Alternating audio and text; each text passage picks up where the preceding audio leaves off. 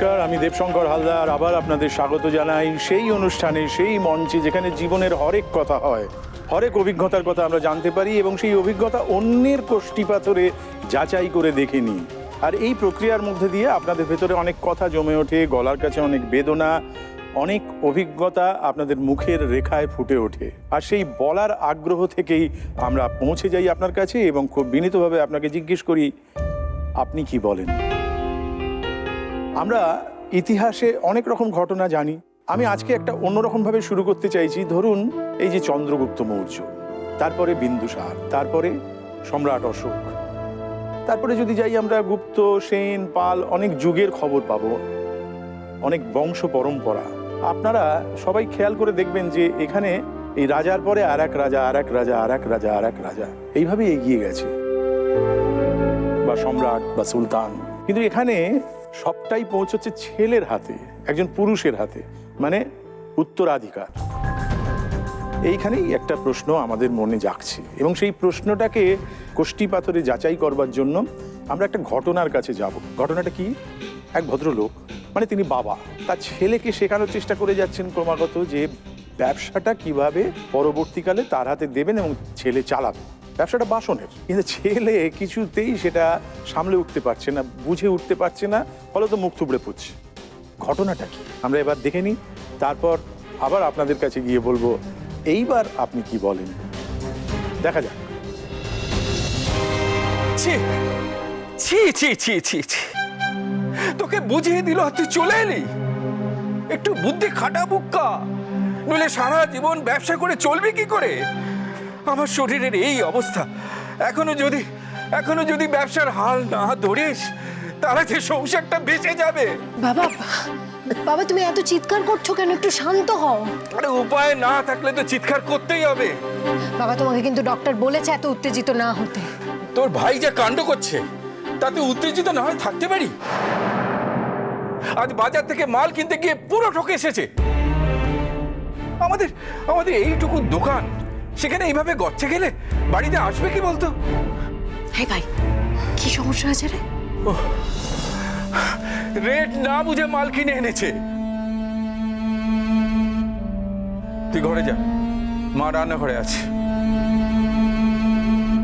কই দেখি হিসাব দেখা। তোর উপর আমি আর কোনো ভরসা করবো না। দে।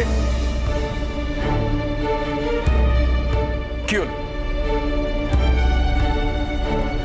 বাবা আমি এসব নিজেই বুঝি না তো তোমায় কি বোঝাবো? তুই বুঝিস না মানে? আমার শরীর খারাপের পর থেকে তুই ব্যবসা দেখছিস, তুই হিসেব দেখছিস। তুই না বুঝলে ব্যবসাটাকে ভূতে চালাচ্ছে। হিসেব সব দিদি করে দেয়। কি? কাজল হিসেব করে দেয়? টিউশন আর কলেজের ফাঁকে ফাঁকে দিদি ব্যবসা সামলায়। তুমি আর মা তো জোর করে আমাকে দোকানে বসিয়ে দিলে। কতবার বললাম বাবা আমার দ্বারা ব্যবসা হবে না, দিদি এগুলো বোঝে, দিদি সব করে। বাবা আমার দ্বারা তোমার ব্যবসা সামলানো হবে না। আমি ইঞ্জিনিয়ারিং পড়তে চাই, শুনলে? আমার ইচ্ছেটাকে তুমি তো কোনো পাত্তাই দাও না। এক চড়ে তোমার বড় বড় কথা সব বন্ধ করে দেবো। বাবা, অপদার্থ কোথাকার।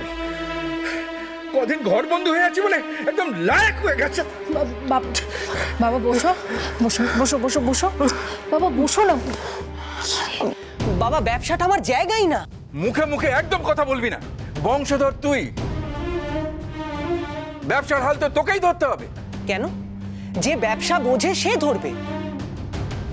আর দিদি তো রয়েছে ব্যবসা দেখার জন্য, আর দিদি তো ব্যবসাই করতে চাই। কিরে বল, তুই নিজের মুখে বল। হ্যাঁ বাবা, আর সেই জন্যই আমি ব্যবসা ছেড়ে পিসুমনির বাড়ি যেতে চাইছিলাম না। তোমরাই আমাকে জোর করে পাঠালে। আর যদি আজ আমি মার্কেটে যেতাম তাহলে কোনো অসুবিধেই হতো না। তুমি অসুস্থ হওয়ার পর থেকে আমি তো ব্যবসাটা দেখছি, কোথাও তো এখনো কোনো অসুবিধে হয়নি। আসলে ভাই তো এসব জানে না, ওর কি দোষ বলো? ও কেন জেনে নেয়নি? কিরে তোর লজ্জা করে না? বাবা, বাবা ও তো পড়তে চাইছে, ওকে পড়তে দাও প্লিজ। কি হবে পড়ে? সেই তো দোকানেই বসতে হবে। কেন বাবা? আমি তো বসছি। তুই বুঝতে পারছিস না মা, বাসনের ব্যবসাটা ছেলে খেলা নয়। মার্কেটে যেতে হয়, বুঝে শুনে দরদস্তুর করতে হয়, অনেক সময় মহাজনদের কাছ থেকে ধারেও জিনিস আনতে হয়। কেন? আমি চাইলে ধার দেবে না? ওরে পাওনা গন্ডা আদায়ের জন্য কোমর বেঁধে লড়াই করতে হয়। তুই মেয়ে, পারবি লড়াই করতে? ওই মার্কেটে তো একটা মেয়েদের জন্য ঠিকমতো বাথরুমও নেই। বাবা, আমিও তো চিরকাল ঘরে বসে থাকিনি, আর সুযোগ সুবিধা নেই তার দায় যারা মার্কেটটা চালাচ্ছে তাদের। তারা এটা ধরেই নিয়েছে যে সেখানে কখনো ব্যবসার কাজে কোনো মহিলা আসবে না। তুমি চিন্তা করো না বাবা, আমি সবটা ম্যানেজ করে নেব। আর বুক্কা যখন পড়তে চাইছে ওকে পড়তে দাও। ওর পড়ার খরচটা না হয় আমাদের ব্যবসা থেকেই চলে আসবে। তুই যত সোজা ভাবছিস তত সোজা নয় রে মা। এই ব্যবসা থেকে আমাদের সংসার চলে। আজ বুক্কা যদি ব্যবসাটা বুঝে না নেয় তাহলে আমাদের সারা জীবন চলবে কি করে? কেন? ব্যবসা থেকেই চলবে। তা ব্যবসাটা বুক্কা চালাক কিংবা আমি চালাই, তাতে কি এসে যায় বাবা? যায় রে মা, যায়। তুই তো মেয়ে, সারা জীবন তো আমাদের সঙ্গে থাকবি না। তখন ব্যবসার হাল তো ছেলেকেই ধরতে হবে। বাবা, বাড়িটা তো আমারও বলো, আর ব্যবসাটা তো একা ভাইয়ের নয়। আহ, তুই কিন্তু অনর্থক জেদ করছিস। বাবা, তুমিও কিন্তু বড্ড জেদ করছো। দিদি যখন ব্যবসাটা দেখতে চাইছে তখন ওকে দেখতে দাও না। এই থাম তো, একটা কথা বলবি না কেন রে? দিদির বিয়ে হবে না? দিদির সংসার হবে না? তখন কি দিদির সংসার ছেড়ে তোর ব্যবসা দেখতে আসবে? এটা কি হয় কোনোদিন? বাবা, এখনই বিয়ে বিয়ে কেন করছো বলো তো? করছি কারণ আমার শরীরটা ভালো নেই রে মা। আজ আছি, কাল নেই, এই অবস্থা। এটা তোদের দুই ভাই বোনকে আমি কিছুতেই বোঝাতে পারছি না।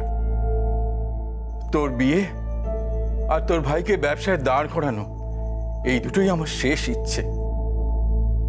বাবা, সব তোমার ইচ্ছেতেই হবে, আমাদের ইচ্ছের কোনো দাম নেই। শুধু গায়ে গতরেই বেড়েছিস, মাথাটা একেবারে ফাঁকা।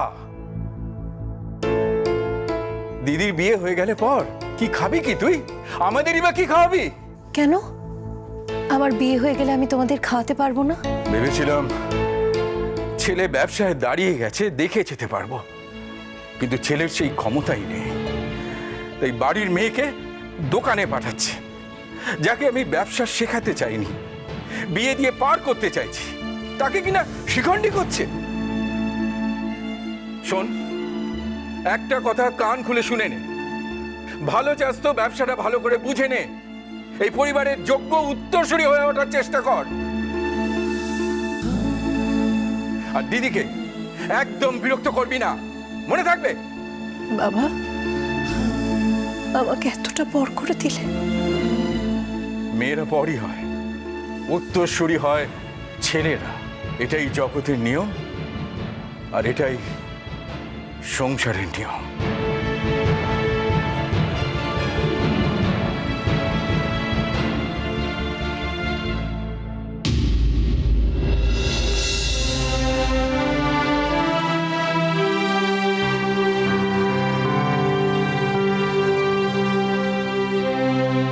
তাহলে ব্যাপারটা এরকম দাঁড়ালো যে উত্তরাধিকার সে তো ছেলেই বয়ে বেড়াবে, অতএব ব্যবসা ছেলেকেই দেখতে হবে, সে অধিকার তার। মেয়েরা কি করবে? মেয়েরা কি পারে নাকি? মেয়েদের দ্বারা কি এটা সম্ভব?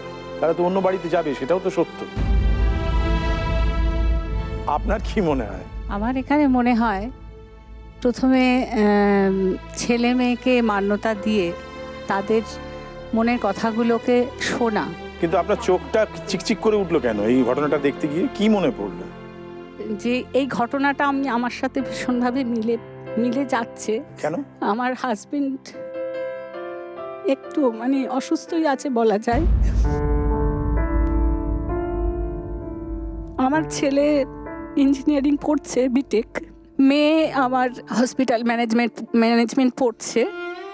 এই যে জোর স্পিরিটটা আমি দেখলাম মেয়েটার মধ্যে, সেই সেম স্পিরিট আমার মেয়ের মধ্যে রয়েছে। আর আমার হাজবেন্ডের বিজনেস, কেবলের বিজনেস। সেটা কি আপনার মেয়ে দেখবে? যদি ও পারে তো নিশ্চয়ই ও করবে। তো এইটুকুই আমার বলার। কেউ আছেন কি বাবার পক্ষে? সব ব্যবসা মেয়েদের জন্য নয়। কেন? সব ব্যবসা আজকে ঘরের মেয়ে যদি বাইরে যায় তো পাড়ার লোক আগে কথাটা তোলে যে ভাই রাস্তায় চলছে, তখন বলছে যে তত ঘরে পয়সা ঢুকবে, ছেলেকে দিয়ে হলো না, মেয়েকে এখন কাজে লাগালো। তুমি কেন এটা বলছো? তুমি এরকম কোনো অভিজ্ঞতার মধ্যে দিয়ে গেছো? অভিজ্ঞতায় পড়েছি, এমনকি আমার পাশেই এরকম থাকে, বাবা অসুস্থ, তাদের কোনো ভাই বোন নেই, তাদের একটাই মেয়ে, সেই মেয়েটা বাবা মা অসুস্থ, সে বাইরে মেয়েটা কাজে যাচ্ছে, সেখানে বাইরের থেকে টন্টিটকারি করছে, ওই যে বাইরে কি কাজ করে সেটা কি আমরা জানি না? ও রাত দুপুরে ঘরে ঢুকছে, যখন বেরোচ্ছে তখন ঢুকছে। সমস্যাটা তো মেয়েটির নয়, তার বাবা মারও নয়, বাইরের লোকেদের। আর তোমার